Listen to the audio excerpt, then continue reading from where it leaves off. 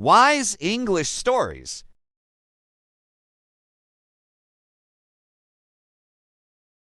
In the heart of a fog-drenched village nestled in the valley, a peculiar little shop sat wedged between two towering, ancient oaks.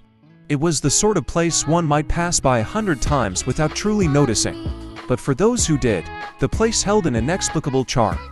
A weathered sign hung above the door, engraved with the words, *, the Clockmaker's Den, *. Everyone in the village knew of the shop's owner, Master Elliot Fairwood, the clockmaker. He was an elderly man with snow-white hair and piercing blue eyes that seemed to tick with the rhythm of the clocks he created. His shop was filled with timepieces of every sort, from ornate pocket watches to grand pendulum clocks that chimed at odd intervals. The children whispered about the clockmaker, saying he could slow time or speed it up, depending on his mood. The adults scoffed at such nonsense, but they still felt uneasy around him. Perhaps it was the faint, almost imperceptible hum that filled the shop, a gentle vibration that felt like the heartbeat of the place. But there was one person who felt no fear, a young girl named Leela, 12 years old and brimming with curiosity. Leela had always been drawn to the clockmaker's den. Unlike other children, she found the ticking of clocks soothing, almost like a lullaby. And while the villagers warned her to stay away, her fascination only grew. One autumn evening, as the sun began to set and painted the sky in fiery hues, Leela decided to pay Master Elliot a visit. She pushed open the heavy wooden door, and a soft chime sounded, a chime she was sure she had never heard before, though she had visited countless times. "Ah, Leela," the clockmaker greeted her, his voice as soft as the ticking of his many clocks. "I wondered when you would come." Leela tilted her head. "How did you know I'd come today, Master Elliot?" With a mysterious smile, the clockmaker motioned for her to follow him deeper into the shop. "Time, my dear, is more fluid than you think. Sometimes, I feel its currents before they happen." He led her to the back of the shop, to a heavy, locked door she had never noticed before. As he unlocked it, a strange and wondrous sight awaited her. The room was filled with clocks unlike any she'd ever seen. Glass clocks with swirling, sound-like substances inside. Clocks with faces that spun like galaxies, even one that seemed to float, its hands moving in impossible directions. "What is this place?" Leela whispered, her eyes wide with wonder. Master Elliot placed a gentle hand on her shoulder. "This, Leela, is where time and magic meet. Every clock in this room is special. Some hold memories, others hold pieces of time itself."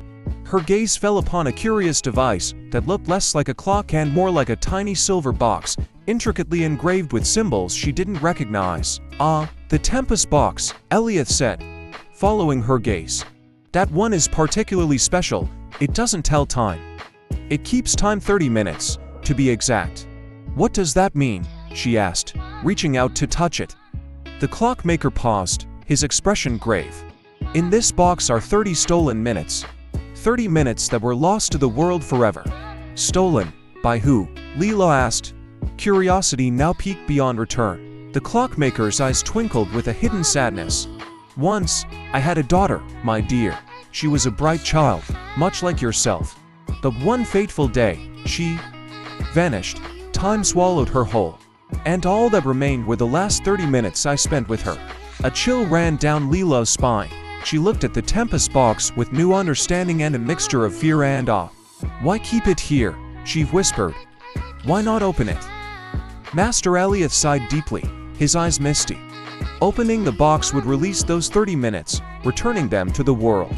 But time is a fickle thing. If those minutes come back, who knows what else might return with them? Leela looked up at him, her own heart aching for his loss. Would it bring her back? "I don't know," he said softly. Perhaps not. Time has rules we cannot understand, laws beyond even my comprehension." As the silence grew heavy between them, Leela made a decision. "What if I stayed with you, Master Elliot?" she asked. "I could help you watch over the Tempest box, so it never gets opened by mistake." The clockmaker looked down at her, a warm smile spreading across his face. "I would be honored, my dear." And so, from that day on, Leela became the clockmaker's apprentice, learning the mysteries of time, the weight of memory, and the secrets hidden in every tick and talk. And in the quiet hours of the evening, when the shop was bathed in shadows and silence, The two of them would sit together, keeping watch over the Tempest box, guarding the precious minutes that held the echoes of a lost soul. They never spoke of it again, and Leela never dared touch it.